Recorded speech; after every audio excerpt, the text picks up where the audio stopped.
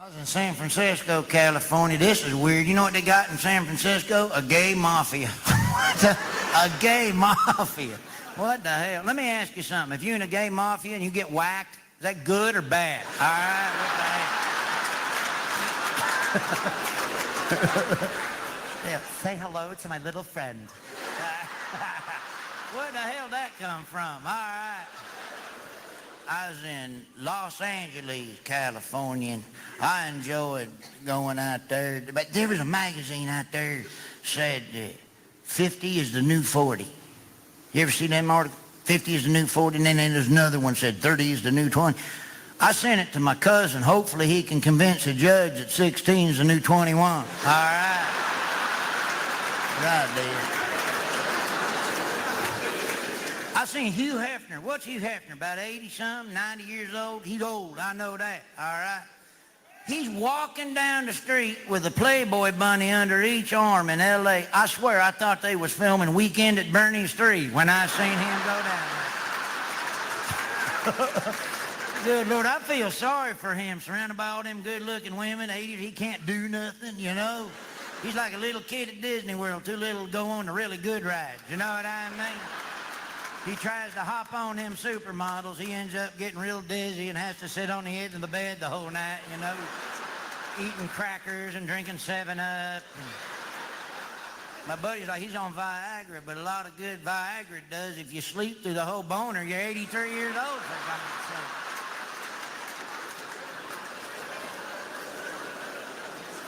Now, I don't know if it's true or not, but I was reading somewhere it said that Viagra's one of the side effects is it makes some folks go blind. How big are these things getting? Poking people's eyeballs out with wieners in this country. Unbelievable. I don't use Viagra, knock on wood. All right, I don't use Viagra. That's right. If I got trouble in that department, I'll just push start it. But they say Viagra in some money trouble. I don't know if there is or not, but I can see why. Who the hell wants to buy Viagra? It's embarrassing. Good Lord, that's why I say they want to pick up sales. Sell it at the Home Depot, call it wood preservative. All right, that's what you do. I was watching a TV commercial. They had some on there. Cialis give you a 7-hour boner. Good Lord. What are you going to do the other 6 hours and 56 minutes? All right?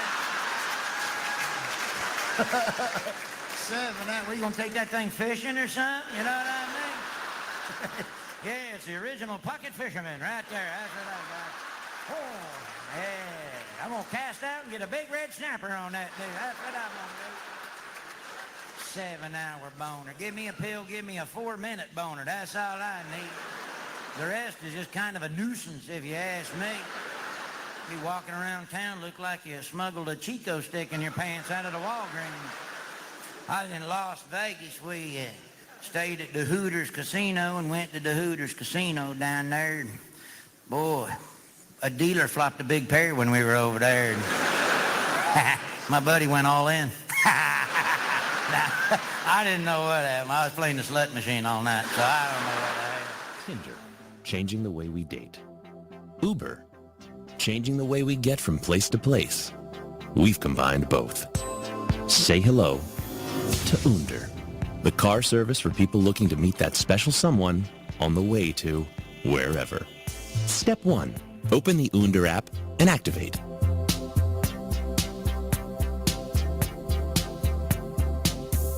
If you don't like the way the driver looks, simply swipe left using Under's ultra-convenient technology. And if you like what you see, simply like the driver. When the driver you choose also chooses you, you have a match. Hey, you're Paige? Uh-huh. And you live in Brooklyn? And you like Paul Rudd movies and brunch? Yes. Is that true? Uh-huh. Okay. Seems like everybody does. If the driver wants to get to know you better, he'll swipe forward to indicate that you may sit in the front seat. Okay. Yeah, they need to work on this part of the service. It's a little tight. Yeah. Sorry. Did I kick you? It's not my car. I don't care. When you get the right match, sit back and let Under take the wheel. So, I know where you're going, but where are you from? I'm from Ohio. Oh, right. Round on both sides, high in the middle. Did you just make that up? No. People say that. From there, get ready for the most romantic evening of your life. Cheers. Yeah, I don't normally drink and drive, but kind of have to in this line of work. Yeah. Let's fill the box. Under drivers are all certified 5-star conversationalists. You like music? I love music. Yeah, music's pretty important, huh? Do you like music Oh, too? yeah. Big time. Wow. I go to like all the bands, shows, and I listen to everything on Spotify. Our drivers are experts in picking you up. You have amazing eyes, by the way. Just noticed, because I'm driving. So, That's so sweet. Oh. Yeah. You have amazing eyes too. thanks. Sorry about that. I usually last a little longer. Oh no, you were great. Fare's getting expensive anyways. Under drivers always end the date like perfect gentlemen. 5 stars for you, mister. Thanks. I know. You have another date? I mean, I do this for a living. I thought we had a connection. Sorry, I'm gonna end the date by swiping left. What are you? Sorry. Sorry about that. Hey, can you give me a good rating? I mean, for the driving. Sorry, I know this part's kind of weird. Hi there. So, I know where you're going, but, where are you from? Connecticut. Connecticut! Connecticut! That's how I remember it. Also, if you're feeling adventurous, try Under Pool. Under. Everyone has a sex drive, but now you can have drive sex. Barely ads, they're stupid fake commercials.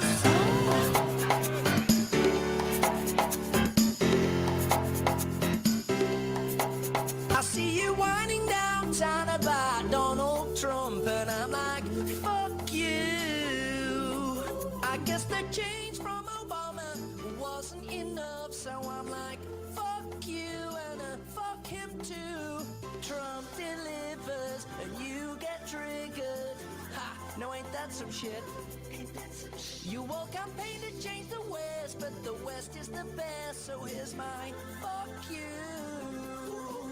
Look ahead, I'm sorry, you can't afford a Ferrari, but socialism won't get you there. Trump's not a despot, but you call him a Nazi, and you ban speech and that ain't fair. The city is full of idiots like you. Oh shit, they're all true. Wow. Just show them your finger. Ooh, I've got some news for you. Go run and have your little hissy fit somewhere else, boy. I see you whining downtown about Donald Trump, and I'm like, fuck you. I guess the change from Obama wasn't enough, so I'm like, fuck you, and fuck him too. Trump delivers, and you get triggered. Ha, no, ain't that some shit? You all campaign to change the West, but the West is the best, so here's my fuck you. Now I know you are hollow, metropolitan bourgeoisie. Huh. You're a repeater of the media. Is there anything that you won't believe? Nah, your private school should build a wall on you. Oh shit, they're all triggered. Wow. Just show them your finger. Ooh, I've got some news for you. Most people think you're annoying. I see you whining downtown about Donald Trump, and I'm like, fuck you.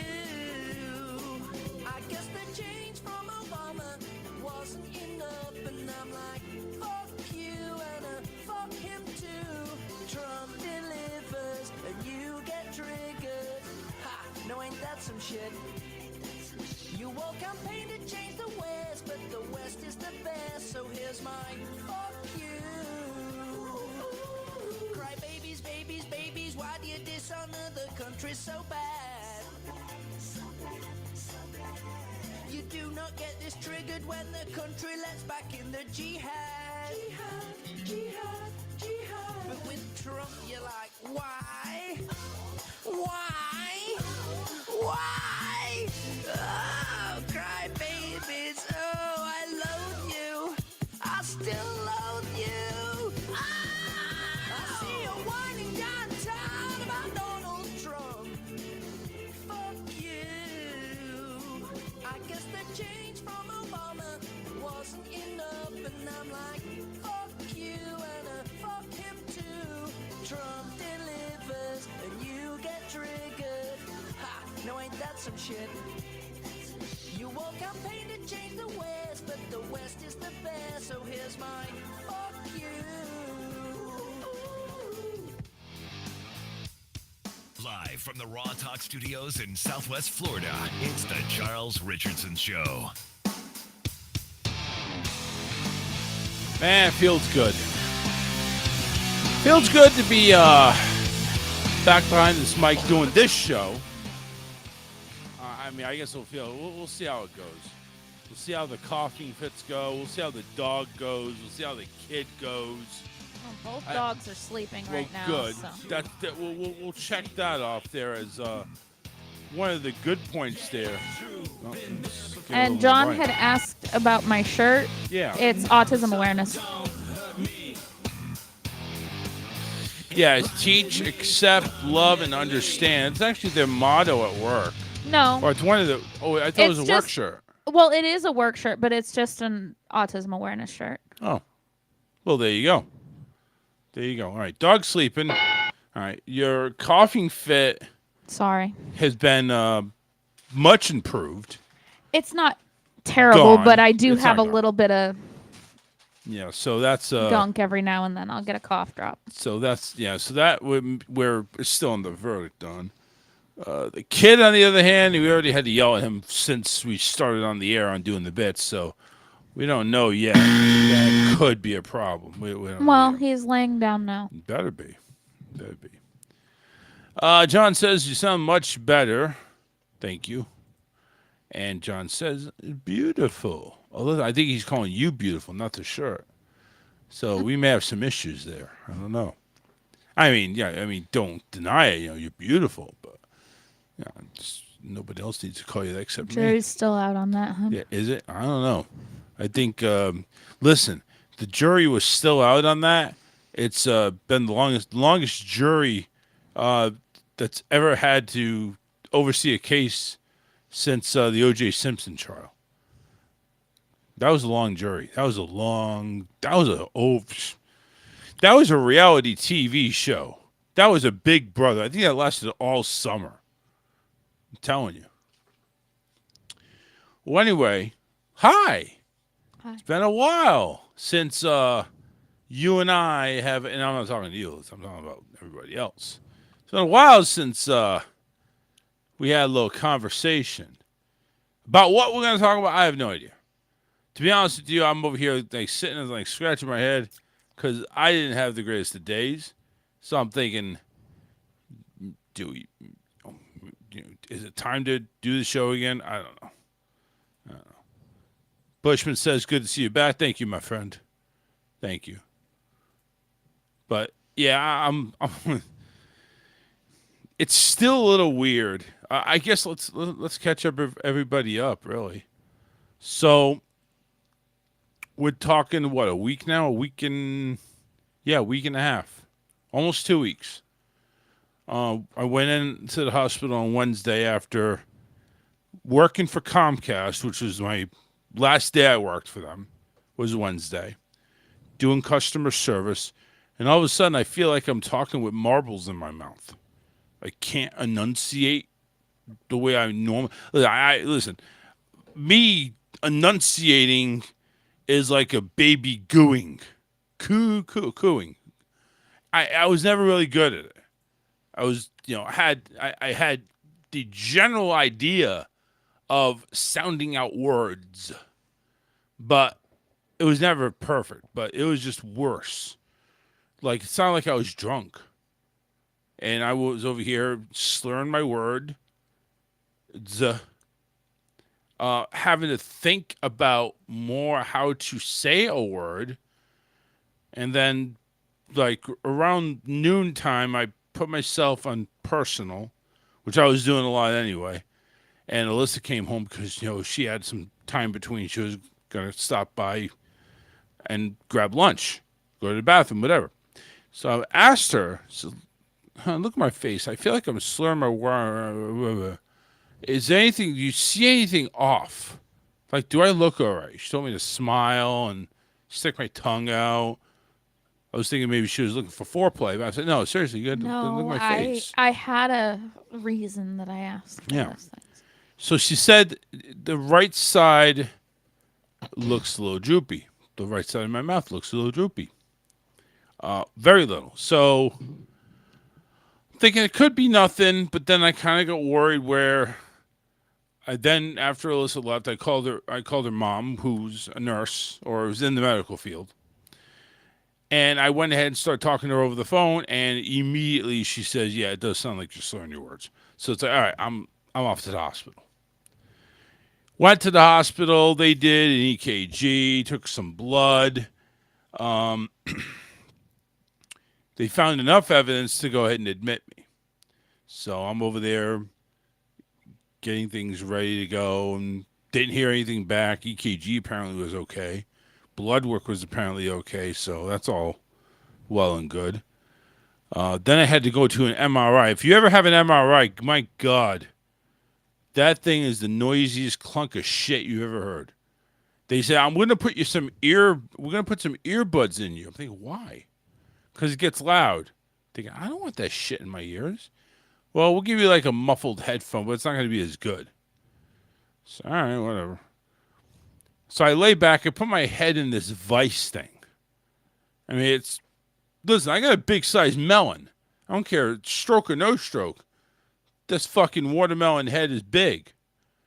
So I go ahead and they put a face guard over me like I'm Jeffrey Dahmer or who's that guy that had the face mask and it was strapped up to a straitjacket?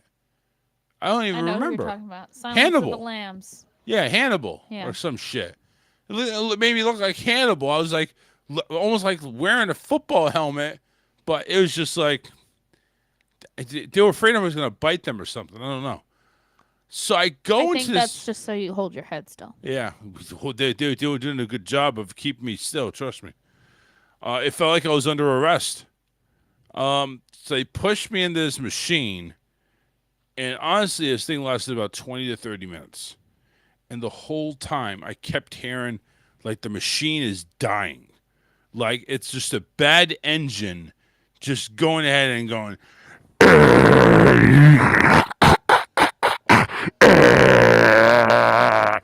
And that's all I heard for like 20 goddamn minutes. And the whole time I'm just trying to breathe. Because number one, I'm starting to get claustrophobic. And I'm over here trying to just keep my composure and breathe. It probably seemed longer than it actually was. It may have been. But it just seemed like it was there forever. So he did that. You go back to the room, and it's like, exactly, Lacey. Sounds like an MRI machine. By the way, Lacey says, welcome back, sir. Thank you. Yeah, exactly. That's what it looked. That's what it was. It was an MRI. I had to go through this shit. It was a pain. So I described it pretty good. That's an MRI machine. Everybody agrees. Yay. Go ahead and give myself a nice big round of applause there. Thank you very much. Yeah. I hit the wrong button. Look at that. So anyway, so get the MRI, go back to the room. Oh, that's not enough. No. Not even echo. Echocardiogram.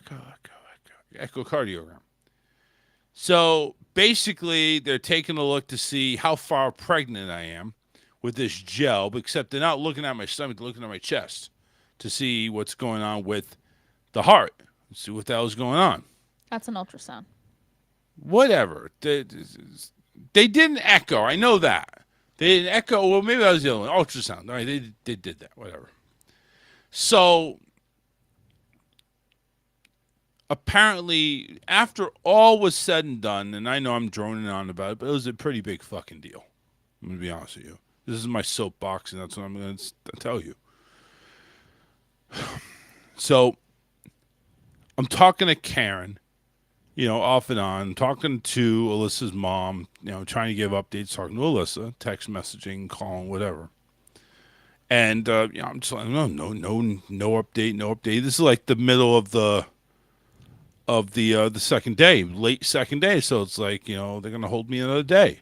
So I already spent the first night when I got first admitted. First night, we knew that. I thought maybe they'd find out what's going on and get me out of there the second night. No. Then right after breakfast, around 10 o'clock or so, doctor comes in and lays it down for me. Because Karen was like saying, it may be nothing. Maybe it's, I forget what she said it could be.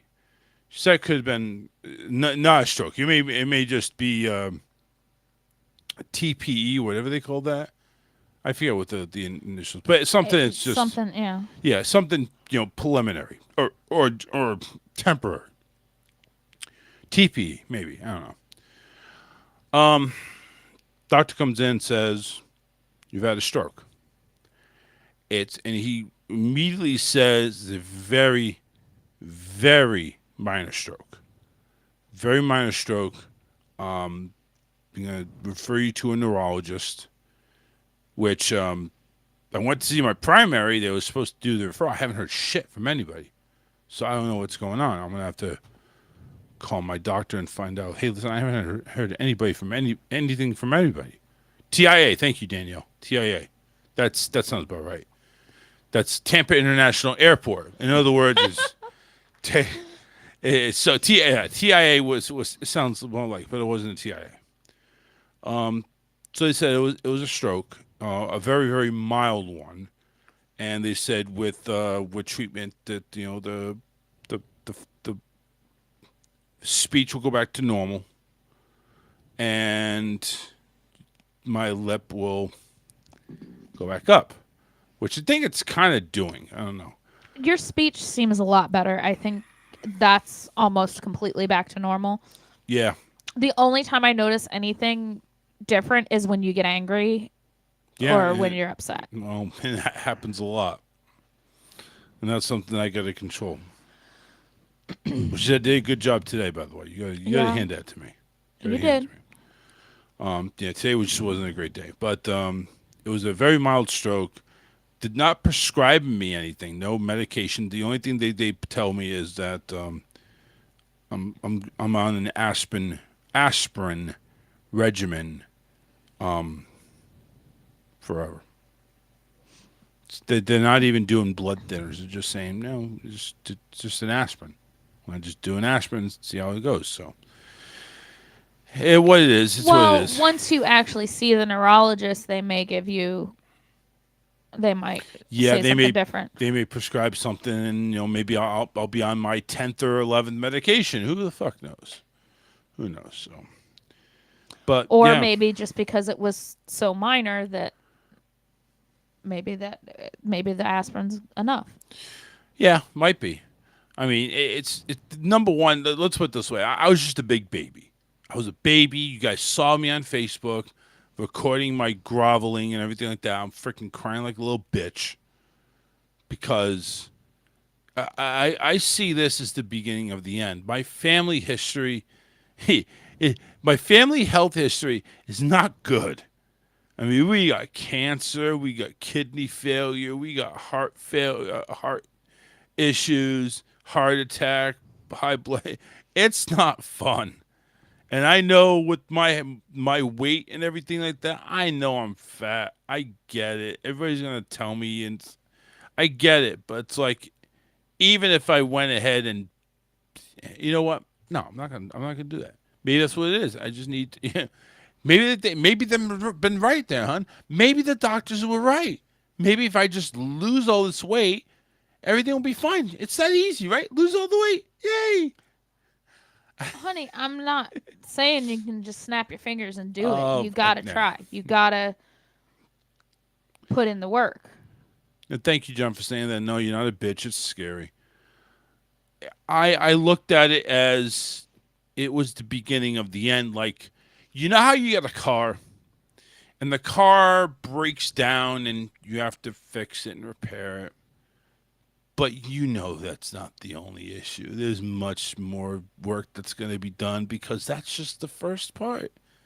The car is going to break down again with something else, and then something else, and then before you know it, you're taking it to the scrapyard and it's getting mushed.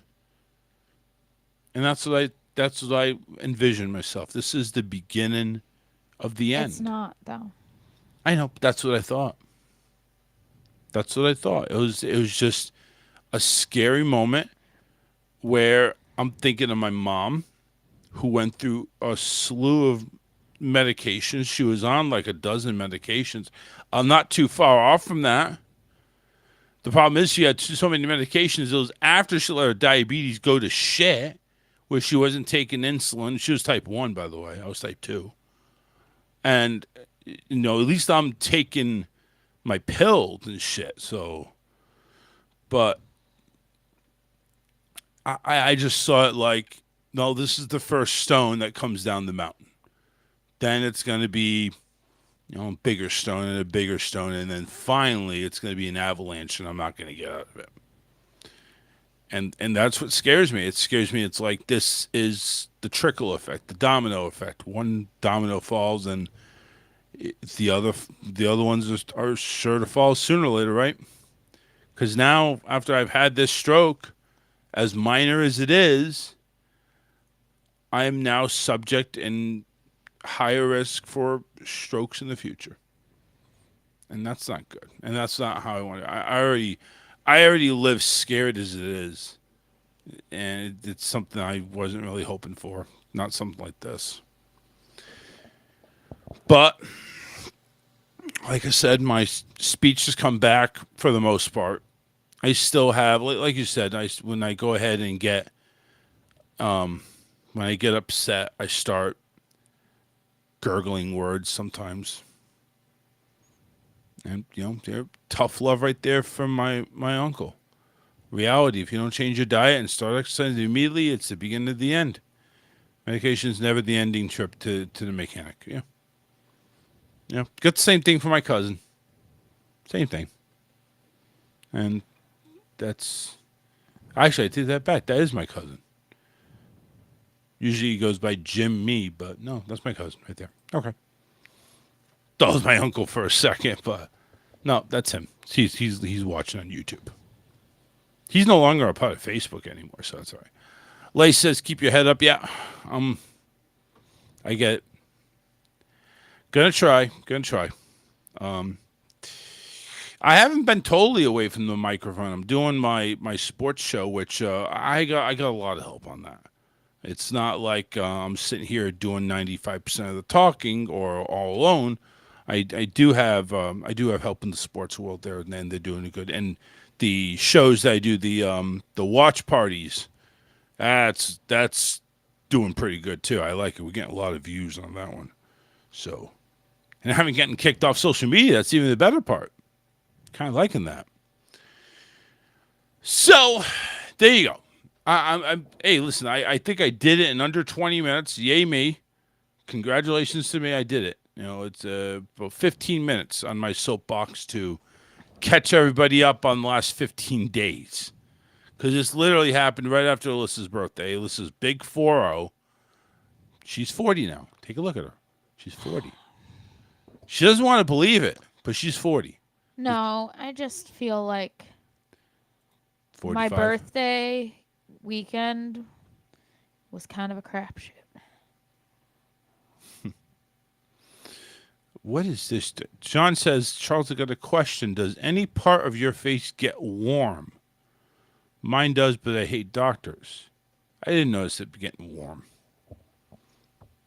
I get a little twitch, though, sometimes. But I don't know. Not anything about getting warm. So, I don't know. Maybe cool it down. Put it in the refrigerator or something. If it gets too hot, cool it down. Put it next to the AC. So today I started a new job. Trying to get that money back up. Yep, more customer service, more working from home. Took a nice cut in pay. But I'll tell you one thing. Getting the fuck away from Comcast, it's just, I think it was a calling card. It was a calling card. And my mental, I just wish it would happen sooner. But my mental health needed it. You know, I found what I could, worked in that home. And my first day of training was today. So it wasn't as good of benefits it is for Xfinity or anything like that, you know. But listen, I'm away from that stressful environment and getting ready to move on. I'll tell you this, though. If you're an employee for a cable company and a lot of the benefits are telling you can have all the channels and all the internet you want, they are very quick to go ahead and pull the trigger. Very quick to pull the trigger. They gave me a bill. Now, again, I understand how the billing works. But they gave me a bill where it's prorated for about 38 days. And then, of course, they go ahead and they charge you in advance for the month. So all in all, they were going to go ahead and charge me for like 70 days. And the price for that was to be $655.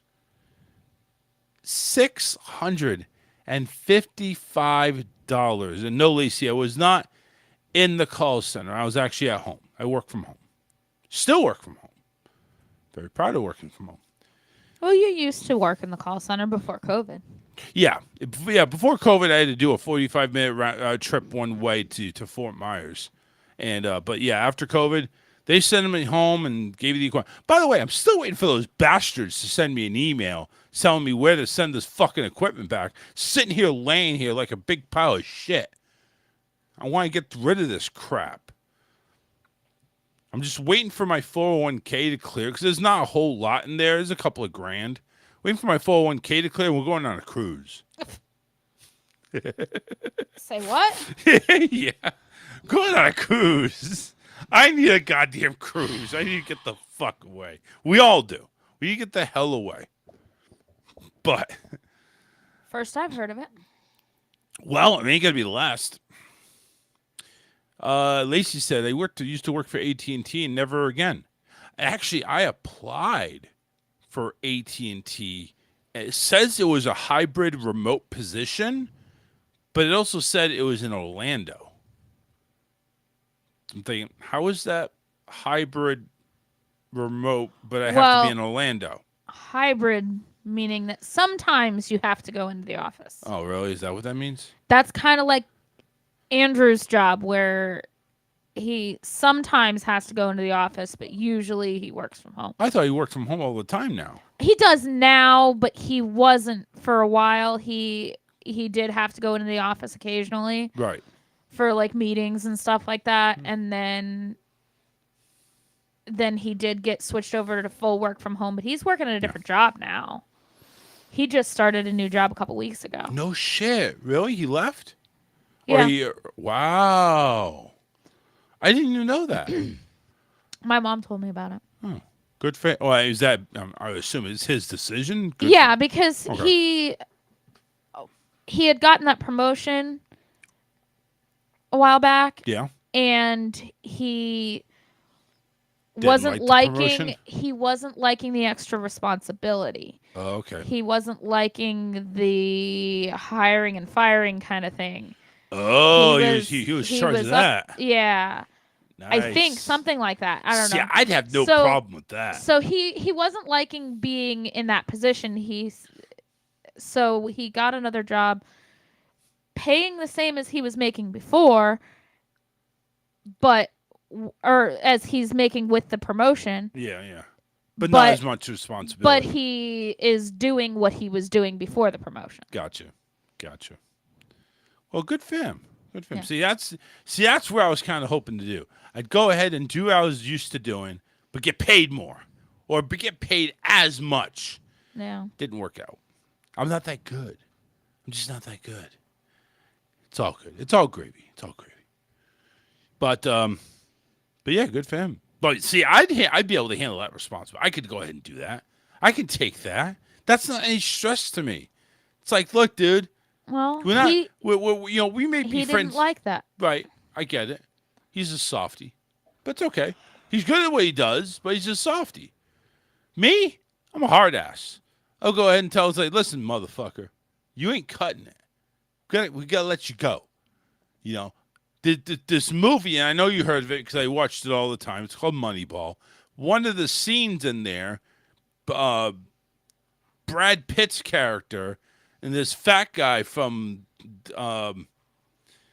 This Is the End. Remember that? Remember Jonah something? Jonah Hill. Jonah Hill, thank you. So Jonah Hill's character, he's a young, up-and-coming assistant.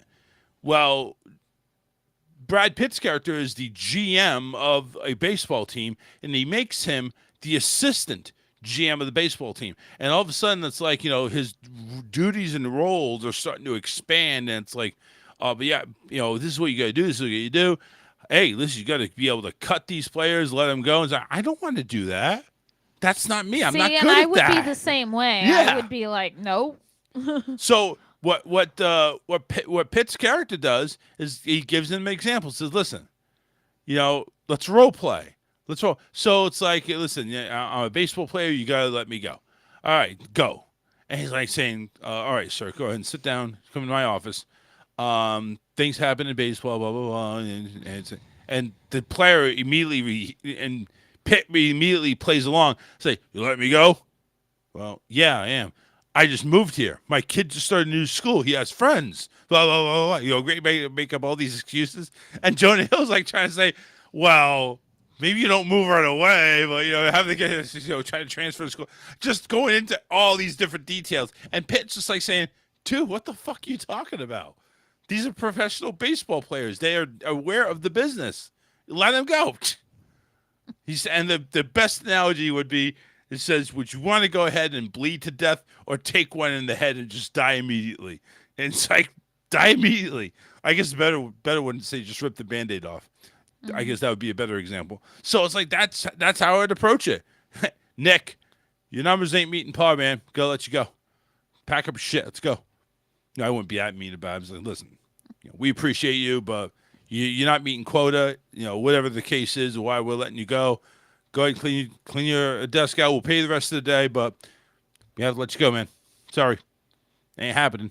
But most of these corporations, though, you get the warning, then you get another warning, then you get a final warning, and then it's like, okay, you're gone. So it's like, I get Andrew doesn't want to go ahead and rip the Band-Aid off, but it's like, these people are probably waiting for this moment to happen. It's like, I know I'm going to get called into the boss's office or Teams meeting or something nowadays, and they're going to tell me I'm let go because I'm not doing what I'm supposed to do. There's a reason why I have had 3 warnings, and it's just almost to the point right there. Oh, Lacey said, I won a shitload of money from a lawsuit working for a subcontracted company that was under AT&T. I wonder what that is. Kind of would like to know that. That's a little juicy story, a little juicy tidbit right there. I don't have anything that juicy, Lacey. But I will say this, is that Don't ever work for Comcast. I'm gonna be honest with you. Comcast, Xfinity, whatever company you want to call it. You can call it whatever. You can call it dog shit. Probably gonna be the same thing. The company itself was amazing for the employees. We got hit head on by a hurricane. We were down and out for about a week and a half, 2 weeks. We got paid for it. They paid for holidays. They paid time off, lots of time off. If I've been there 12 years, I get the max. So paid time off. You're working from home. Flexible schedule. You could take time off if you needed to without penalty or anything like that. You know, they gave you an allowance and stuff. So they were good to the employee. The reason for my exit was because the workplace environment was so fucking toxic, it was not sustainable anymore. The workplace environment was so fucking toxic. They started to outsource more, which a lot of companies do, I get it. But the outsourcers that they were dealing with, we've had not one or two complaints, but a shitload of complaints of them flat out bullshit lying to these customers. So we, as the United States people, had to pick up the slack. It turned out we were janitors. And it was just, we were getting the brunt of the heat from these customers because we screwed up. Our agents screwed up, said lies, diverted from the truth. Hell, even just went ahead and let customers, oh, we don't know, we'll call you back. Never called them back. You know, after the hurricane. No. Lacey said, did they require you to clock in 20 minutes before your schedule? No. As a matter of fact, they gave you 10 minutes prep time after you clock in to go ahead and get your system up and running. Go ahead, hon. After the hurricane, I had a client whose dad was complaining about exactly what you're talking about. Yeah. Because he would call and they'd be like, he'd get somebody from somewhere else. Probably the Philippines or India. And they would say, oh, well, you should be back on, because he went for a long time past when we got our internet back and everybody else had pretty much gotten their internet back. His internet was still not back. And he's like, he was calling Comcast daily and they were like, oh, well, it should be back on tomorrow. Mm-hmm. Or we'll send somebody out there, and then nobody ever showed up. Mm-hmm. Or, you know, we'll call you back and nobody called. Yeah, that's exactly what they were doing. They're going ahead and telling people, yeah, we'll be out there tomorrow between 2 and 4. There's no schedule for tomorrow 2 to 4. I see a schedule for 2 days out between 4 and 6. They were flat out lying to these people. And we're having to pick things up. Another thing is the company goes ahead and cancels out appointments without notifying the customer. How is this basically right off the bat? Customer calls in, they're having trouble with their internet.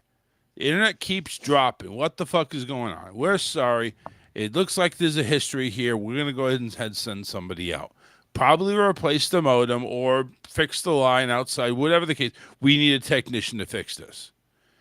We schedule them. Maybe it's next day, maybe it's 2 days, depending on what's available.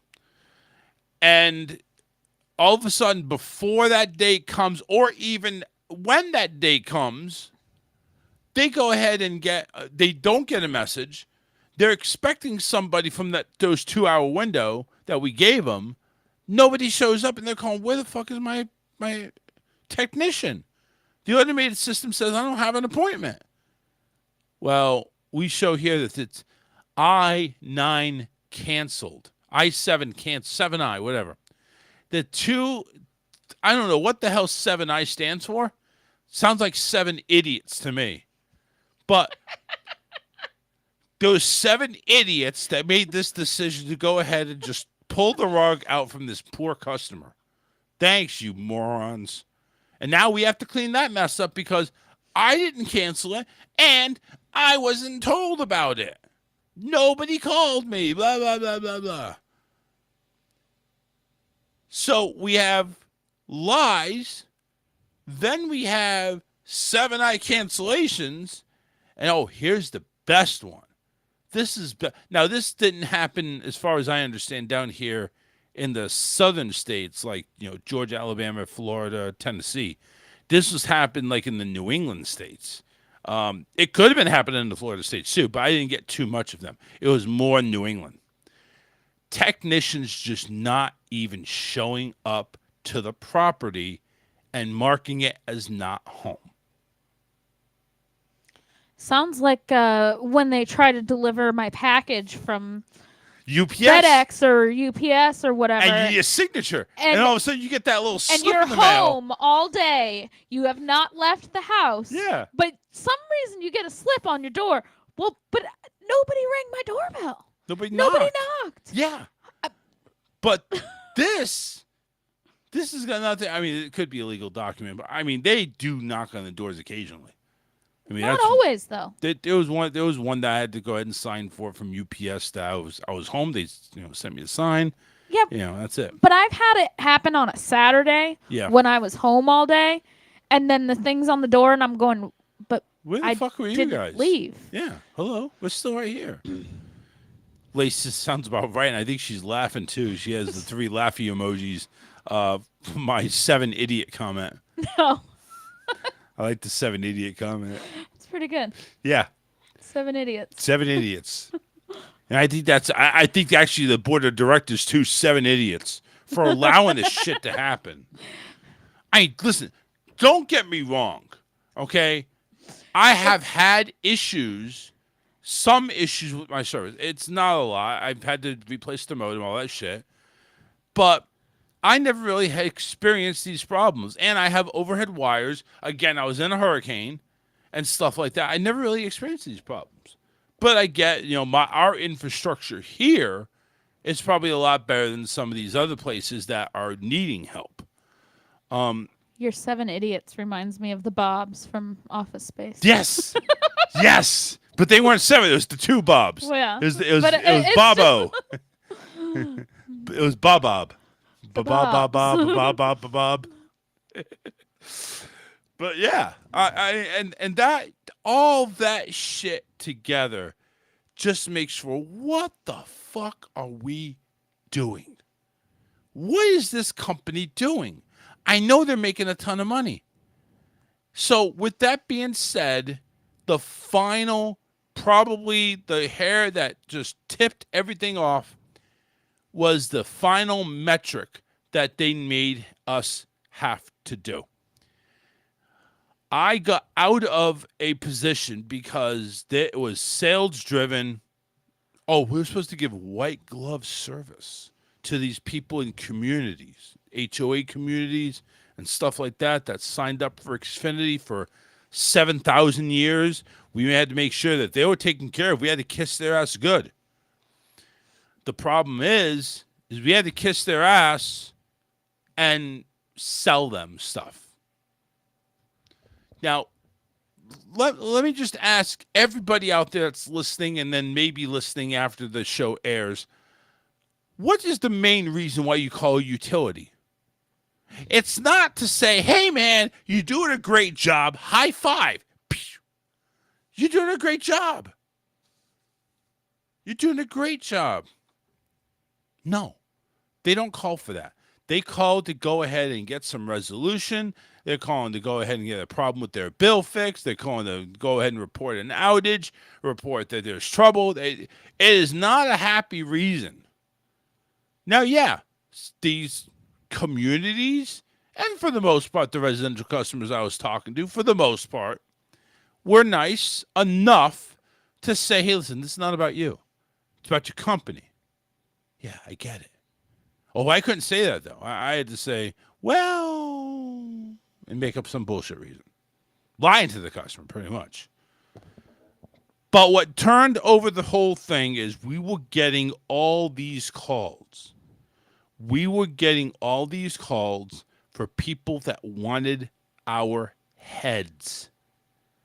They wanted blood. To the point where yelling at us was an understatement. Most of the time, half the time, I would say they were reasonable. But they weren't happy. To the point where they didn't want our services anymore. We had to talk them into it. The straw that broke the camel's back was they instituted. I left that position for another position where it was just appointment management. Scheduling appointments, rescheduling appointments, canceling appointments, approving appointments, technical support, all that. That's it. I didn't have any goals to sell, nothing. Not only did they go ahead and change the job description that we now had to sell, that was one metric, was overall sales. The next metric was we had to sell specifically to cell phones, Xfinity mobile cell phones. And I'm thinking we went from a department that focused on the customer and focused on to make the customer, whatever issue, to make it correct. And now we're going back to fucking selling. And not only one sales metric, it's two sales metrics. They're asking me to go ahead and sell a cell phone, which I've done like once in my 12 years of working there. They only had the cell phones, I think, the last 5 or 6. But I did it once. Once. The other sales metrics, luckily, kind of just fell in my lap. Hey, we want higher speed internet. Hey, okay, boom. Didn't have to sell them anything extra, just up their speed, and that counted. We need a new modem, or we want to buy some pods. Okay, do that. We want to go ahead and add TV services, or moving and add TV services. Hey, that counted. It just fell in my lap. It wasn't anything I had to go out and sell. Cell phones, yeah. Had to sell them. Had to push. Not just, hey, tickle their asshole and say, hey, cell phone? Come over here. Have a cell phone. No. Hey, we're going to go ahead and tell you cell phones. And they're going to have an elaborate speech like we're going to open up this whole comedy routine with this opening act, and we're going to sell you. And this is after, keep this in mind, this is after I've already calmed down the motherfuckers to go ahead and actually keep our service. Now I have to go ahead and jump down their bones. Hey, ride my dick some more, buy a cell phone. Are you interested in the spicy chicken combo today? Absolutely not. No. And Every I wonder, time you pull up at Wendy's. Yeah. Are you interested in the spicy chicken combo today? And I'll bet you any money. I'll bet you. Maybe betting's a little.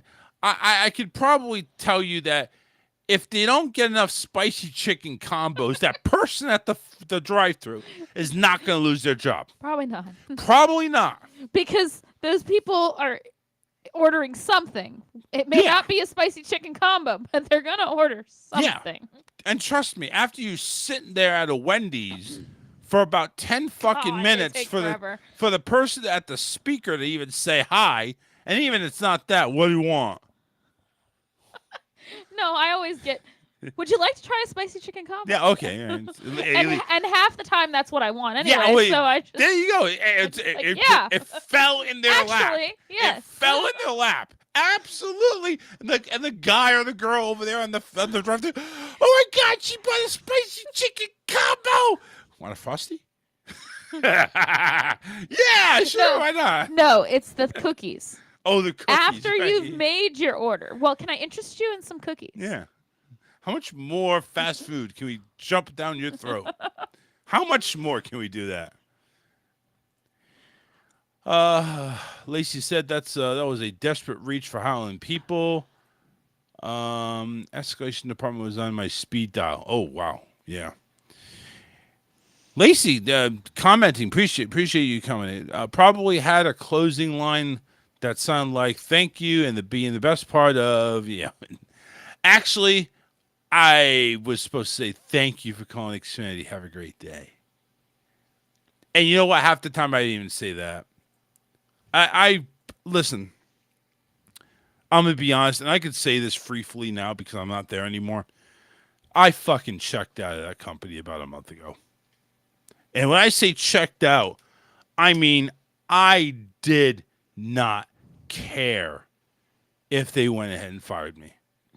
I was actually to the point daring them to fire me. See how that works? What was that? That was my poster back here. Deadpool fell. Oh, How'd that work out? okay. I'll fix that later. That was weird. I thought it was something over Yeah. here because Tinkerbell moved, and I thought maybe she bumped something. But Oh, Deadpool fell. well, My poster of Deadpool. Which, by the way, his new movie comes out in July.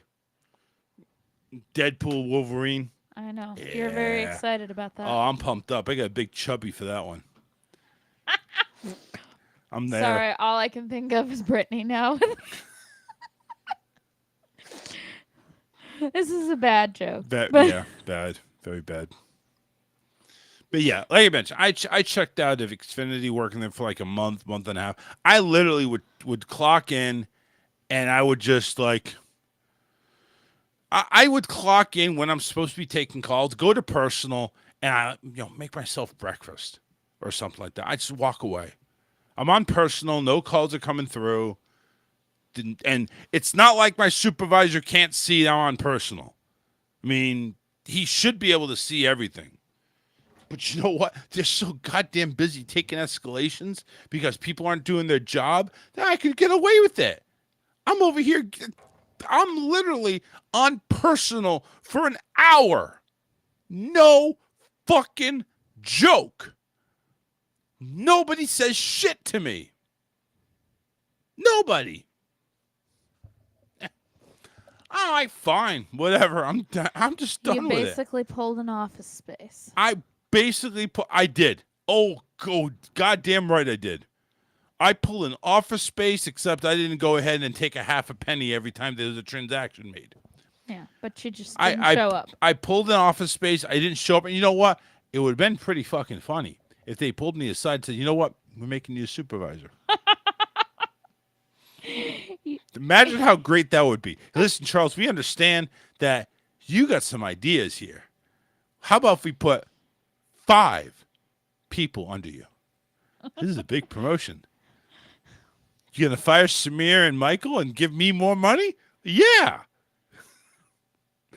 I mean it's comical to think about. That you've missed 3 days of work. Well, I didn't miss them.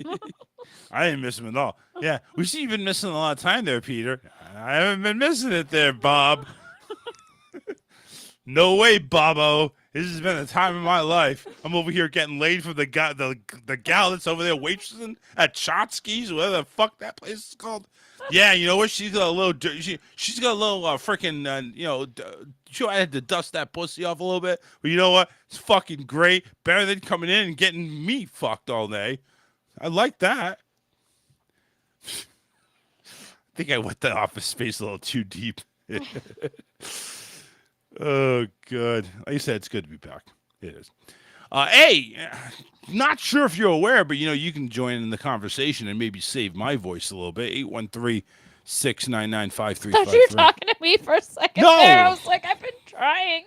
No, you've been fine. You've been fine. It's all good. I actually got a voice message here. The fuck was this? This is... 3-2. This call was to let you know that all past due tax debt has been placed in a non-collectible status. Oh, yay! Meaning you will not have to pay back your past due taxes. This is part of that new federal economic recovery program you've probably heard about on the news. I have not. So before you file or start making arrangements to pay your tax debt, give us a call again. My number is 1-800-723-1032. Thanks for your time, and talk to you soon. Anybody that needs help with tax debt, please give them a call. Actually, it was 314-888-4731. I'm kind of wondering if I call that number, if it'll actually pick up. Let's see. Oh, jeez. Why do you do this on I don't know. Kind of want to see what it does. It's not even. Probably after their hours. It's right not even now. dialing it out right now. Hello. Hello. Hello. Hello. Can you hear me? No, I guess not. Let's try it again. Thank you for calling. It appears that you are dialing us from a telephone number that we do not have in our records. We use inbound call guard to protect our outbound telephone lines from bot attacks. If you are calling to opt out of receiving further calls, please call this number back from the number we originally dialed. This will enable automated opt-out motherfucker. protocols. For any other assistance or to leave a message in our general voicemail box, please press 1 now. Whatever. Whatever. You big fucking dump truck, you. Anyway, we're going to go ahead and take a break. I got Jack Stand, a 3-minute song from Jack Stand. And then I also have Revel 9, which is... Thought for a second there you were going to say you had jack shit. I do have jack shit. It's one of the things I'm good at is jack shit. All right, listen, we'll be right back. Don't go anywhere. And if you do go somewhere, come on back in about 7 or 8 minutes, and we'll have more show. Hopefully a better show. You know what? This is probably a good enough 1 hour that I don't think we can really eclipse. It's probably all going to go downhill from here. So, listen, if we don't see you after this, have a great night. We'll see you Wednesday, hopefully, but try to stick around. But you know what? I'm just gonna shut up now. Off to grab a beer. We'll be right back after this.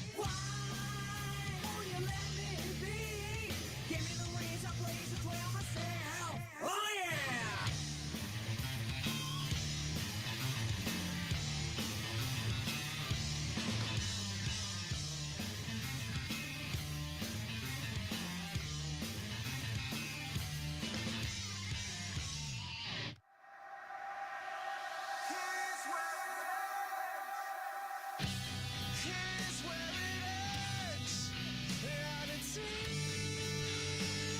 so what it is, for all that it is, can never be this again.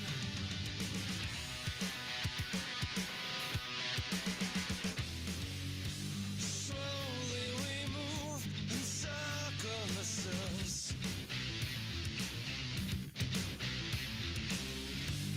Nothing gets through, and nobody else.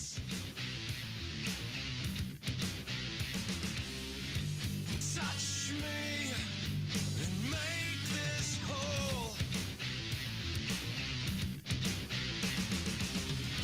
And here's where it ends, and it seems so what it is, for all that it is, can never be this again.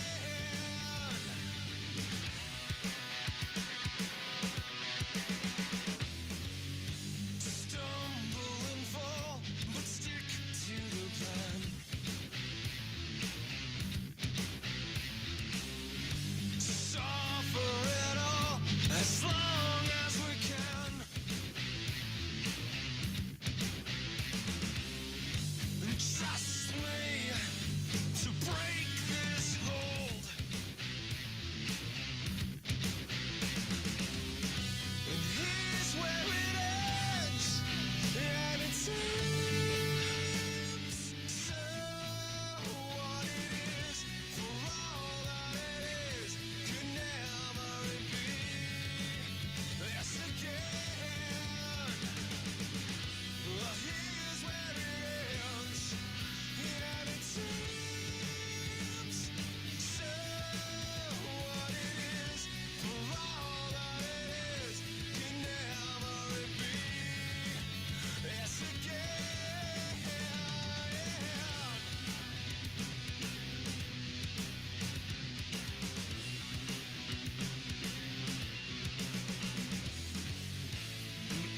Everything heals in spite of the pain.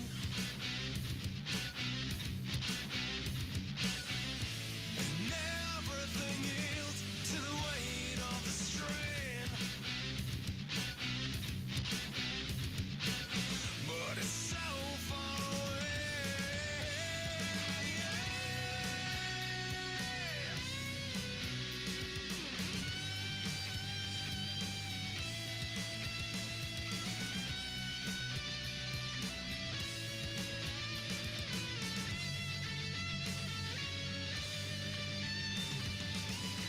And here's where it ends, and it seems so what it is, for all that it is, can never be this again. Well, here's where it ends, and it seems so what it is, for all that it is, can never be this again.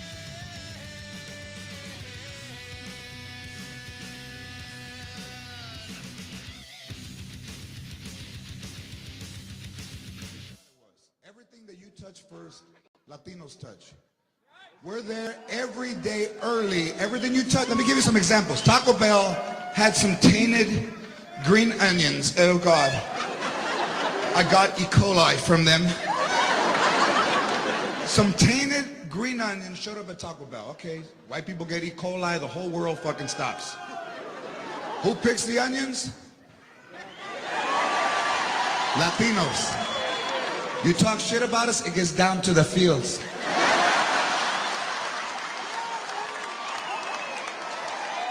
I didn't hear you. What did they say about us? They don't want us here, we're lazy and we're depleting the system. Oh yeah? Mira, ¿quieren onions? Mira, cabrón.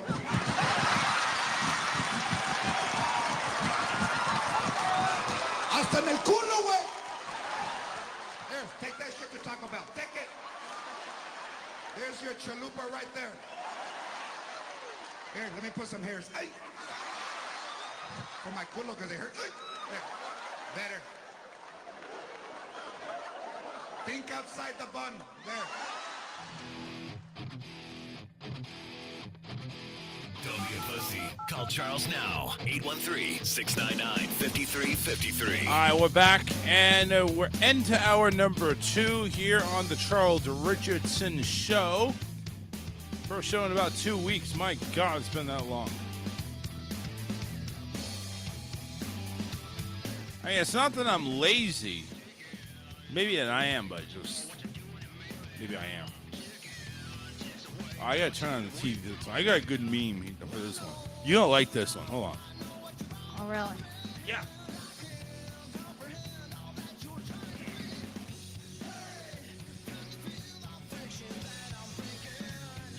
Oh, man. I Kinda just hope- rolled over Toodles with my chair and pulled up some of her hair. Will you stop rolling over the damn dog? Mean to? I feel bad. Got some of her hair. Yeah. All right, let me see here.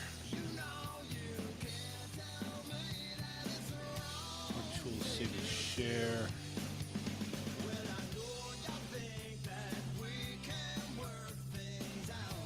Check this out. That's kind of funny.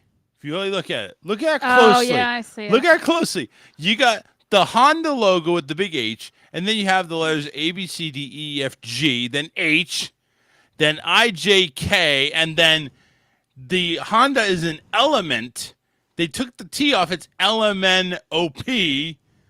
The license plate continues QRSTUV, and then they have the letters at the end WXYZ. That's fucking awesome. I really like that thing. Really It's really good. spent a lot of time And that's figuring that out. and that's why it says the dedication to this is unmatched. It was really good. It was really good. So, anyway, I got the Deadpool back up, so that's good. All right, that's good. I actually think we do have some Karen memes too. Just gotta take a look at stuff here. Let me get out of here. Sorry about that. Just see, I told you the first hour is like, man, that's where we need to go, and then this next hour is probably going to be not as good. But thank you anyway. I did a lot of stories throughout the last couple of weeks. I mean, it wasn't like every day, but there was some content on the Charles Richardson page, Facebook page. Walmart is rolling out a new label. It is designed to appeal to younger customers who are not brand loyal but want gourmet goods that they can afford. The company sent to, we'll talk about Tuesday, like April 30th. Company announced about 3 weeks ago they're going to roll out a new design label called Better Goods. Yeah, it just sounds too simple. Better Goods. Yeah. We're better than these other goods that we sell, which isn't sounding very appealing. It is representing the largest private brand food launch in 20 years, so that's food actually too. The new line includes upscale products like premium bronze cut pasta from Italy, priced at $1.97 per package. Plant-based mozzarella, which costs less than $4. The rollout comes as more shoppers are shifting to store brands, which tend to cost less than the premium brands, as a way to counter food inflation. Which, take a look. Yeah, I've seen what the prices were about 5 years ago versus now. Yeah, it's fucking crazy. It really is. It is. The senior vice president, Scott Morris of Walmart, says today's customers expect more from the private brands they purchase. They want affordable, quality products to elevate their overall food experience. According to Scott, they said, Scott! They're going to say, how much will better good items cost? They say they're going to range between $12 and $15, but most of them are going to stay under the $5 mark. When will they be available? They said about sometime in the fall. So they're kind of giving a Disney answer where we don't know, but it's in the fall. I mean, at least we know now when Tiana's Bayou is opening. That's in June 28th. Which, by the way, those pass holder previews just, I don't even want to talk about it. I heard it was a total crapshoot because it was. They ran out of reservations for that date before they actually released the pass holder preview stuff. So then I should have went ahead and got it. I should have. I should. So then people couldn't get a reservation for the day that they have the pass holder preview. Right. I get you. So that's Walmart. Yeah, and that was 3 weeks ago, man. I just feel like so bad. By the way, thoughts going out to the people there from in Oklahoma that had those bad tornadoes. Jeez. It's just sad. Sad but news, but Red Lobster is filing bankruptcy. They're going downhill. The company said it has more than $1 billion in debt and less than $30 million in cash on hand. So they are filing for bankruptcy. I mean, it's been years since I've been in a Red Lobster, but I remember it not being very busy when we went. Yeah. It's not like you need to go ahead and call for a reservation or anything like that. Red Lobster, which brought affordable shrimp and lobster to middle-class America and grew to become the largest seafood chain in the world, has filed for bankruptcy. It plans to sell its business to lenders and, in turn, will receive some financing to stay afloat. Just keep the Cheddar Bay biscuits. Yeah, just do unlimited Cheddar Bay biscuits. Care about the lobster and the crab and shrimp and then whatever. I kind of like the lobster, though. I want the Cheddar Bay biscuits. You know, I miss crab legs. Yes. I miss crab legs. I do, too. Yeah. They were good. Those were always good. Yeah. It expects to close some restaurants in the meantime. So it's not a complete closure. I don't know if the Red Lobster over here is closing or not. Who knows? Yeah. Red Lobster, known for their Cheddar Bay biscuits. That's the first thing they mentioned. Cheddar Bay. You know you can buy those, right? Yes, I do. They are so good. Calm down there. Stay dry over there. They're good. Crab legs and shrimp dishes spread around the country during the 80s and 90s. In 2016, Beyonce mentioned Red Lobster in her song Formation, which I have not heard. And if I did, my God, I would not know about it. It says, describing bringing a romantic partner to Red Lobster causing sales to surge. That's what they need. Get Taylor Swift. Sign her to Red Lobster. I mean, her lips are about as red as a fucking lobster. I'm sure that song Bougie Like Applebee's probably bougie boosted Applebee's sales. Bougie. Yeah. There ain't nothing bougie about Applebee's, let me tell you. What is the meaning of that fucking word? Bougie. It means like fancy. Oh, really? That's what it means? Yeah, pretty much. I wouldn't even know how to spell that. Boo-G. Is that like, you know, it could be like a Halloween thing. Boo-G. You don't know. Yeah, bougie. B-O-U-J-E-E is the hip-hop slang for something, quote, luxurious in lifestyle yet humble in character. There ain't nothing fancy about Applebee's, let me tell you. There ain't no bougie in Applebee's.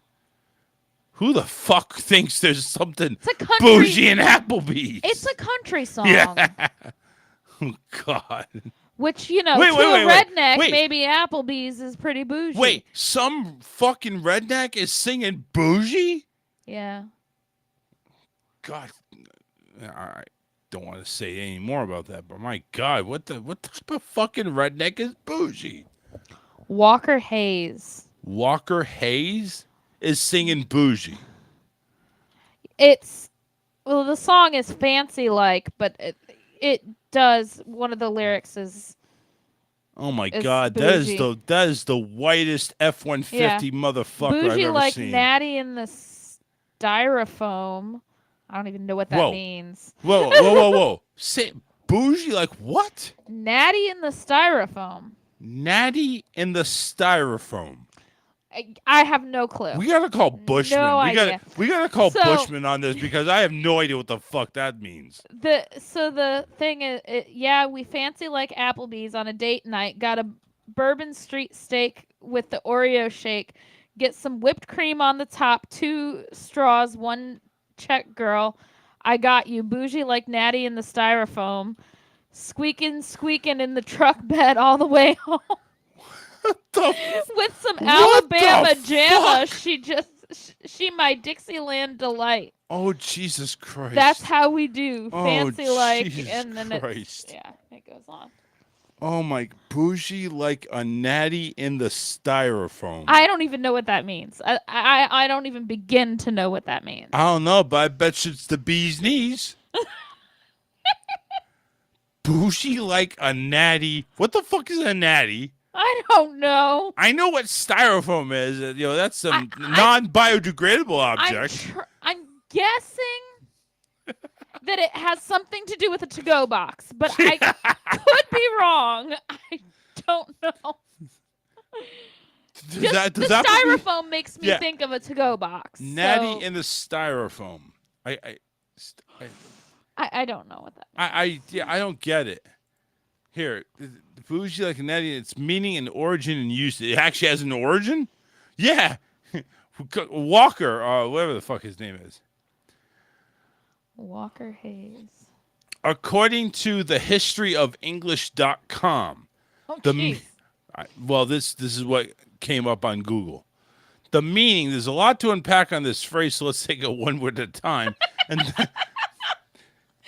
there's a lot to unpack. There's a lot to unpack. It's like, what type of drugs were you on when you wrote this lyric for that song? He was drunk on moonshine, okay? He was drinking out of a styrofoam cup. It was pretty bougie. Maybe that's what it is. It's natty is moonshine. Maybe. I have no idea. This way we can have someone understand the phrase. All right. And by the way, the song from Walker Hayes is fancy like, which is bougie like. So bougie is a common phrase that's found its way into popular apparently in the recent years. It generally means fancy. So again, fancy like, it's bougie like. Natty. Some people assume that this word implies that Walker Hayes is singing about having sex. This word being in the stand-in. Particularly because... why would you be having sex in styrofoam? Maybe I he's don't jerking. get Maybe it. he's coming in a styrofoam cup. I don't know. I don't understand. And I don't know This why doesn't that make would be sense. so... I don't understand why it would be so bougie if you're coming in a styrofoam cup. That's just gross. Yeah. Unless you have a lid on it, it's not going to spill over your car. Am I going to, jack off into my Polar Pop yours, cup there? Yours is a little bit different. Yours would be like squirting in a Polar Pop. That might be it. It might be, it tastes like having sex with a Polar Pop. All right, again. But they're talking about Applebee's, and then they go to the styrofoam. That's why I thought it was a a to-go to-go box. Yeah, so all right, Okay. you might be right. It might be to go. But what's natty? That's the thing. Sex to go, maybe? Hayes is Because clarified. then they do mention squeaking in the pickup truck. No. So Oh, yeah, that's right. That's right. after you that, don't have any fucking WD-40 to get rid of that squeak? Who knows? However, Hayes... They're rednecks. Yeah. Hayes clarified that the lyric isn't meant to be anything as dirty as that. Instead, he sensed that the word natty is another word for natural beer. And that's where you get the styrofoam from, and you got beer and styrofoam. Okay. Well, actually, hold on. You can get styrofoam coolers that are useful for carrying packs of beer around in. These are known for squeaking a lot against the rubberized load bin. All right, so there's the squeak. Okay. All together, If that's what you want to say. And Cake by the Ocean isn't about sex on the beach either. Right. I don't know. Who the fuck knows? So with all this in mind, the line "bougie like Natty" in the styrofoam is taken to mean that Walker Hayes feels fancy when he brings a brand of natural beer home with him in a styrofoam cooler in the back of his ain't truck. nothing There you fancy go. about that. There you go. We got it there. But We right figured it out. before that, he's talking about a chick at Applebee's that he's taking on a date. We figured So it out. this still sounds like having sex in the bed of the pickup truck It may be. I don't know. with something with styrofoam. I don't quite get the styrofoam part. Well, the styrofoam is with the squeak. He's packing up beer to squeak along in the back of his pickup. Whatever. Who fucking cares? The whole thing's bougie. But Maybe not. Maybe it's something different. no, this is so an innuendo. It is. Yeah, it has to be. There's no way it's not. I mean, listen, you can't be that We much fancy white. like Applebee's on a date night. Got a Bourbon Street steak with an Oreo shake. Get some whipped cream on top too. 2 straws, 1 check. I got you. Bougie like Natty in the styrofoam. Squeaking in the truck bed all the way home. How is that not about sex? No, well, when it's broken down like this genius on here, I don't buy it. I don't buy it either. But 2 straws. You know what? Give me those lyrics. Read them off and just let's dissect this because Okay. this is some white trash gone wild. Right? So you want the whole song? Yeah, or let's just do it. From Let's do it. that part. Let's do a lyric, paragraph by paragraph. Okay, my girl is banging. She's so low maintenance. Don't need no champagne poppin' entertainment. Take her to Wendy's. Can't keep her off me. She want to dip me like the fries in her frosty. Now, how is that not a sexual innuendo? No, that is definitely he is banging his frosty. She want to dip me Yeah. like them fries in her frosty. All right, keep going. All right. But every now and then when I get paid, I gotta spoil my baby with an upgrade. Yeah. A. Yeah, upgrade, yeah. Yeah, we fancy like Applebee's on a date night. Got a Bourbon Street steak with the Oreo shake, some whipped cream on top too. 2 straws, 1 check, girl. I got you. Bougie like Natty in the styrofoam. Squeaking in the truck bed all the way home with some Alabama jamma. My Dixieland delight. That's how we do fancy like.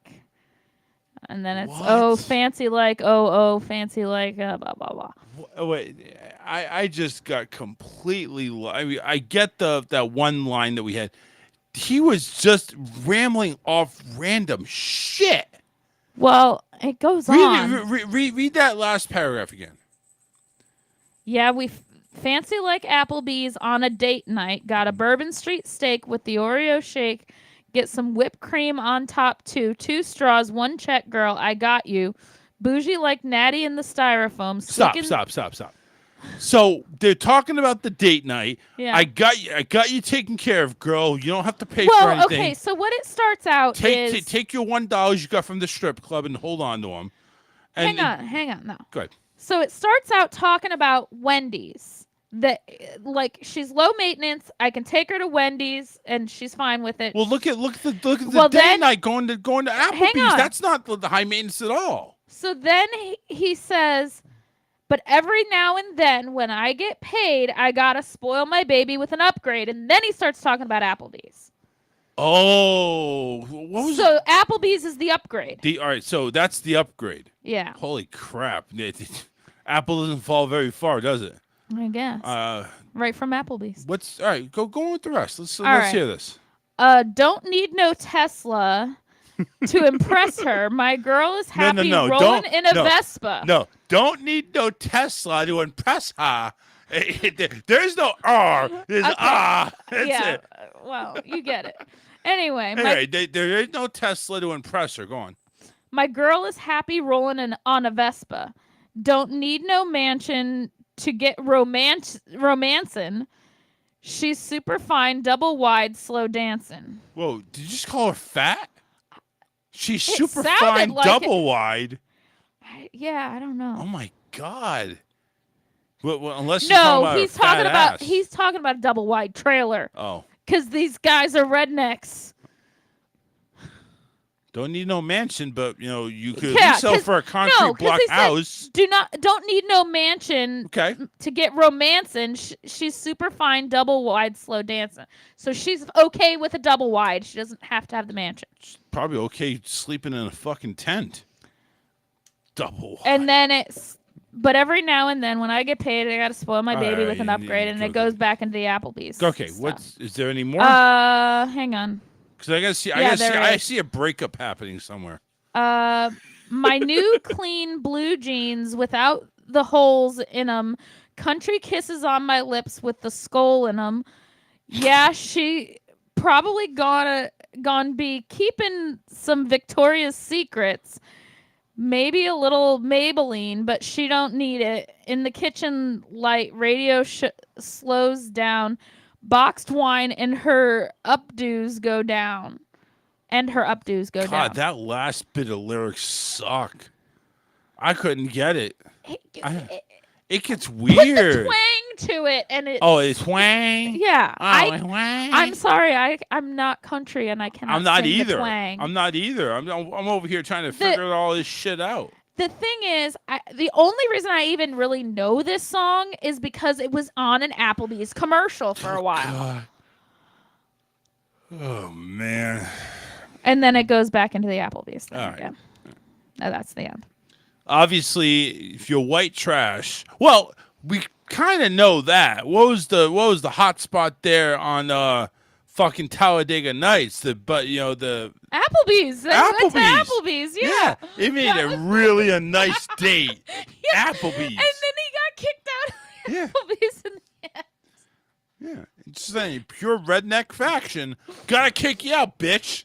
Yeah. Yep, you go ahead and I think you did. I asked for no onions on my steak, and I think you did put the onions on my steak. Yeah, that was the big thing, was in Talladega Nights. They had to go to Applebee's.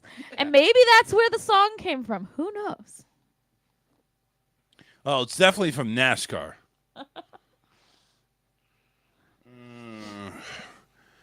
Well, see, I told you, it's just going to go downhill from hour number one. I don't know. I think we're having a pretty funny conversation about this stupid song. It was a really stupid song. How the fuck did we get on this? Because you were talking about... God, something what were bougie? we talking about? Yeah, right? How did we get to this? Something... I don't know. Oh, God. This is where we need to drink. No, we don't. Yeah, we do. We need to drink. No. All right. Got some Disney news. If you're not familiar with the show, it really doesn't matter. There's only a couple people watching anyway. Nobody cares. But we got some Disney news. Now, effective today, all the disability access laws, the new laws have gone into effect, which means 90% of the people are probably going to get denied that were approved at one point in time. No, I wouldn't say 90%. I am seeing everything on the Facebook pages saying that I have this disability and that disability, and I get denied. And apparently there is a new thing called Return to the Line is the new thing that's going on. I don't know what that is, but apparently it's reintroducing you back to the queue. I have a bad feeling that we're going to go back to that shit. I don't think so, because I think that Stefan may save us. Stefan qualifies. Yeah, he may save us. At the very least. Yeah. So, and now it's no longer having to go ahead and go to the park and meet with a cast member and say, yeah, I have this ailment and this, and I can't do that, and I need a DAS, a Disability Access Service, or whatever the hell it is, system. We'll have to find out next time we go, I guess. We're gonna have to find out. But we don't have to do that with the water parks. Water parks are fine. No, but they don't. The line, at least for the one ride that we waited in line for, the line wasn't long. Sorry, I am tired. I don't know why. I am too. There is a new popcorn creation over around Fantasy Springs at Disneyland. Oh, excuse me, no. Tokyo Disney Sea. The new creation for popcorn is a new roast beef popcorn. Ew, that sounds disgusting. Saying. Roast beef popcorn. The roast beef popcorn was described as having a, quote, robust flavor with aromas of roasted meat and gravy. Gross. It is seasoned with salt and black pepper. That's like eating buttered popcorn jelly beans. It's just wrong. One person described it as so gross, it tastes like something Willy Wonka would make. It has everything you would expect from a roast beef meal, the saltiness, the flavor. It's weird, but you have to try it just to say you did. I think I'll pass on that. Well, I would like to try it again just to try it. But I think that's it. And this is over at Tokyo Disneyland at the Disney Sea Popcorn Wagon. Good luck there. No thanks. No. Apparently, Goofy is in some trouble. He got Goofy. Yeah, he got fucking Goofy. Apparently the character was allegedly assaulted by Goofy was assaulted by an elderly woman. Sorry. Grandma groped Goofy. It wasn't Grandma, sleep with Santa Claus or whatever. Those are the shocking allegations a cast member raised at Epcot earlier this year, according to a recently released Orange County Sheriff's report. The situation happened back in February 19th. The Sheriff's Office confirmed Thursday that nobody had been arrested. The report is heavily redated, but there's what we know. The 32-year-old male cast member who worked as the costume character was taking a picture around 10:30 in the morning with a family of 4. 3 of the family members posed on his right while Grandma stood on the left side and put her arm around him. According to the report, the grandmother then placed her right hand on his butt and squeezed hard 3 times. During the squeezing, the grandmother was noted to be saying, "Woohoo!" Was it Betty White? Yeah, Betty White came back from the dead just to squeeze Goofy's ass. After woohoo! I'm touching a dog's ass. After the photo was taken, wow. Dirty Granny. Can't believe Granny went dirty for fucking Goofy. She wanted it goofy. Yeah, she wanted something. After the photo was taken, the victim, who was Goofy, stopped the meet and greet to alert his attendant that he had been groped. A park leader was also notified behind the scenes. The grandmother stated with an attitude, "What? I guess he doesn't want us here," according to the report. The family then walked off. Oh, can't even grab Goofy's ass. Thought that's what the dog likes, is a scratch on the ass. The grandmother, whose name was not identified in the report, was described as being in her 60s. Definitely not Betty White. No. Well, I mean, Betty White could probably pass for a 60-year-old. Anyway, 60s, wearing leggings with a black Minnie Mouse shirt that read Nana Mouse. Trying to be a Nana to Goofy.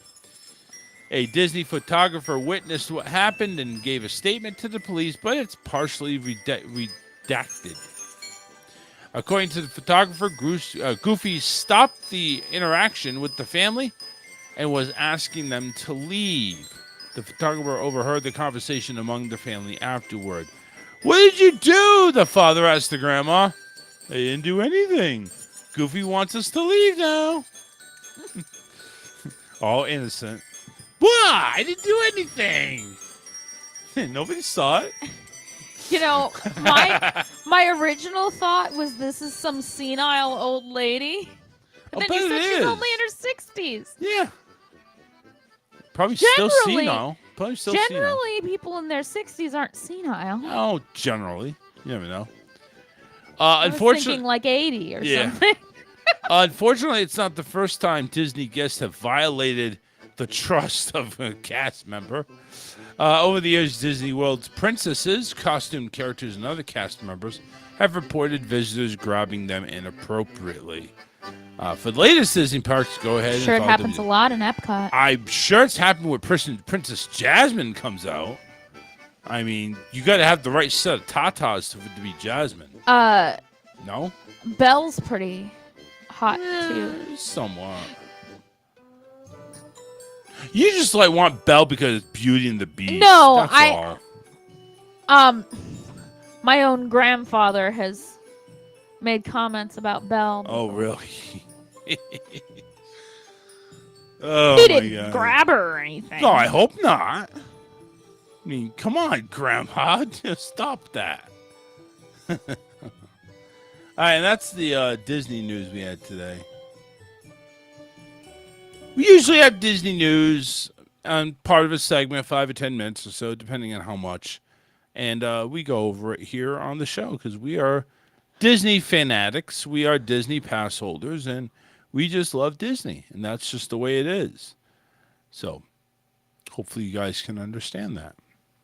A lot of graduations taking place, so congratulations to everybody for the class of 2024. I don't have anything specific to really talk about, but I know it's graduation season, so we want to say happy 2024, the class of 2024 if you're graduating. And that includes... Nicole's son graduated. Yeah, I saw. And that means, again, that's graduation classes from seniors in high school to even... kids in elementary school. So we want to say happy graduation. Hopefully your new school or your new college or your new life if you're graduating from college or high school and not going to college. Hopefully everything works out well. That was kind of long though. It's okay. It's okay. I'm forgiven for this night. We're talking about food before going to Disney.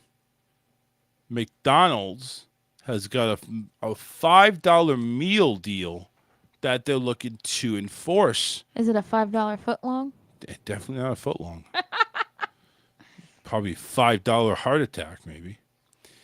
So are they going to copy Wendy's in their biggie bag? That's what I'm thinking they're trying to do. That's actually a good point. I didn't think of that until you just mentioned it. But here's what it says. McDonald's is reportedly planning to launch a $5 meal deal in the U.S. to attract more customers deterred by rising fast food prices. Yeah. The value meal will consist of a choice between a McChicken or a McDouble. Accompanied, like a biggie bag. Yeah, accompanied by fries and a drink. Although a biggie bag usually has those 4-piece nuggets on top of it. The biggie bag is a really good deal. I think so. I often get it for lunch because you get either a burger or chicken sandwich. Mm-hmm. You get your 4-piece nugget, and you get fries. And you get a drink. And a drink. Yeah. Now, usually it's a small drink and small fry. But it's still not a bad deal for $5. With the nuggets and the burger or the chicken sandwich, it's still a good amount of food. It's enough for a lunch. Now, just on the side note, they made a mention of the McChicken sandwich. Mm-hmm. So, of course, it comes with a breaded chicken patty, shredded lettuce, and mayonnaise. Chicken. I know you don't. It says that currently right now in Times Square, which everything's inflated, but right there in Times Square, the McChicken, which is usually about $1.99, $2.19 somewhere, $5.59 in Times Square. Yeah. The potential introduction of the $5 meal deal comes at a crucial time as McDonald's It's grappling with their lower than expected earnings. The rising menu prices have been a deterrent for cost-conscious low-income families affected by inflation, leading to a first quarter net income of only $1.93 billion. Taco Bell has those boxes too that are cheap. Yes. I don't know if they're $5 anymore. I don't think they are. I think they're more than that. But they used to be $5 when they first started them. The cost increase has particularly been affected in California, where, get this, new regulations that happened on April 1st, a mandated $20 hour wage for fast food workers. Damn. Yeah. In February, McDonald's reported a slight decline in U.S. consumer traffic, noting fewer visits from individuals with incomes under $45,000. So, yeah, I mean, listen, McDonald's, I don't think they're ever going away, but they're starting to hurt a little bit. A little bit, not a ton. I totally forgot, but do you have any good news? I do. Okay. Have you heard anything, speaking of McDonald's, about this Granny McFlurry? Yes, I did. Maria was talking to me about it today, and I was like, what is it? What flavor is it? And I'm like, she's like, I don't know. I think we need to try it out, but let's go ahead and take a break, do that. We'll get to the good news, get the hell out of here, get the Granny Flurry. Hopefully it doesn't grab my ass as I try to go get it. And we'll be on the way back. So stay tuned. Good news is coming back. Don't go anywhere. Follow us on Facebook and Twitter. Search The Charles Richardson Show.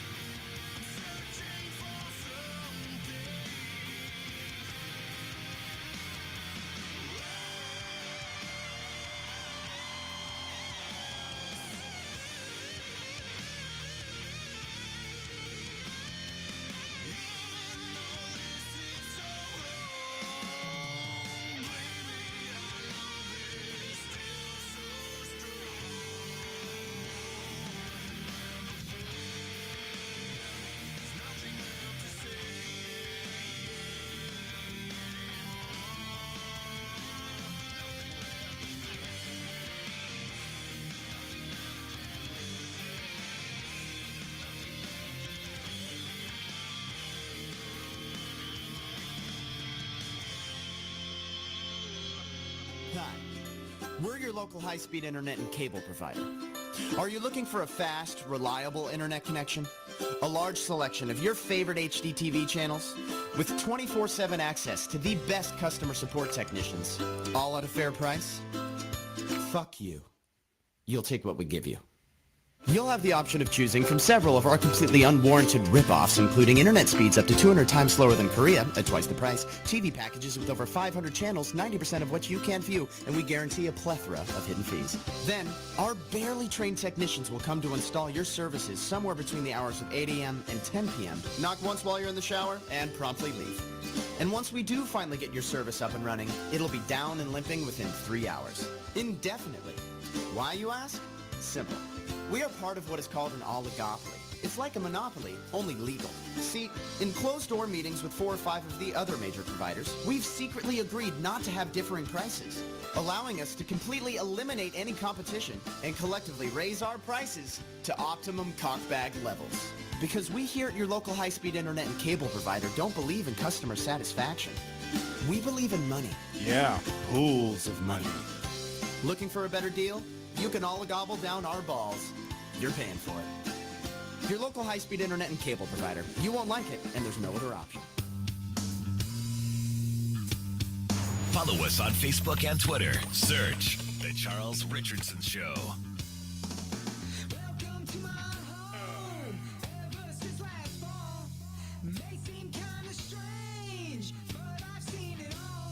All right, everybody, we're back, and we're going to close this bitch out with Melissa's good news. If I haven't said this already, my God, it feels good to be back. Very happy to be back. Happy to hopefully keep this rolling and get everybody back together again, if you know what I mean. So let's go ahead, jump into the good news.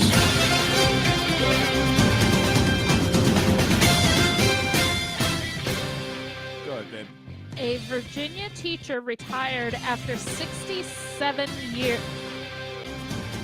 Okay, I can't even hear myself think. I fucked up. Go ahead. I fucked up majorly. Sorry. A Virginia teacher retired after 67 years and just left $1 million to her school family. Nice. Even after her death, Lillian Orlich is still serving the students of the Virginia school system, where she taught for 67 years before retiring at 89. In her will, she left them $1 million.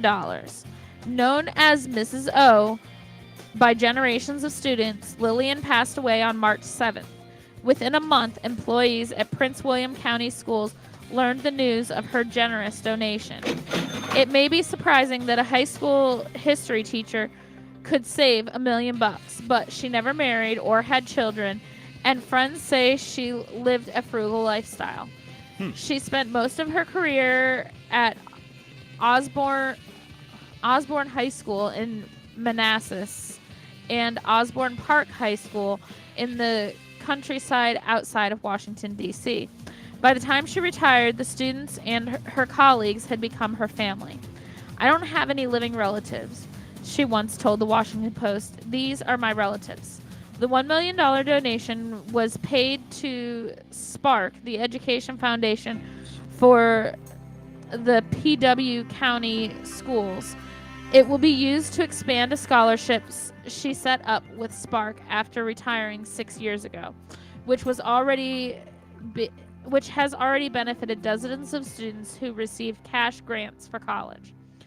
The money will also be distributed across the foundation's 6 focus areas, which include STEM education, social and emotional learning, digital innovation, school improvement, and particularly on educator preparedness, because Orlich was a longtime teacher. Lillian Orlich, devoted to this community, is unprecedented because she dedicated her life's work over the course of the last 3/4 of a century investing in our future leaders, said PWCS Superintendent of Schools Described as a true Prince William County legend, Lillian arrived early every day, often coming to the school at 3 a.m. She even worked through the summers, and for years she brought in food for the staff every Monday, according to the Post.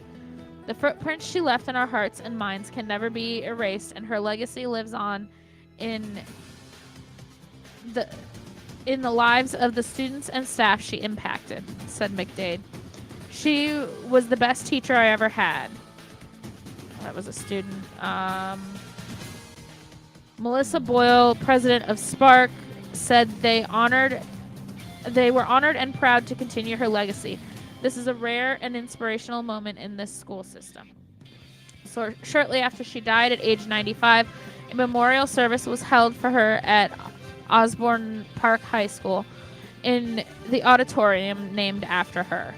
Her compassion and unwavering commitment to selfless service has profoundly impacted countless generations, said one Prince William County School Board member. That's it. Very cool. Thank you very much. Yeah. Oh, yeah. Well, you know what? It's ring rust for me playing the song. I apologize for that. So I know you have to concentrate and everything, and that was just kind of like that screwed everything up. So I apologize. That's all right. Hey, listen. One screw up in an hour and 56 minutes. I'll take it. I'll take it. Make sure you go ahead and like and share, and like some more and share some more, because Sharon is Karen, and Karen is not here, but she did send us some memes that we just didn't have enough time for. What? Sharon is Karen, and she's not here. Yeah, we know Karen. Check out on Facebook. It's the Charles Richardson Show on Facebook. We have a page for that. You can check out me on my personal profile as well. Just take out the and the show, and that's me. And on YouTube, we have our channel, The Charles Richardson Show. Just search that on YouTube.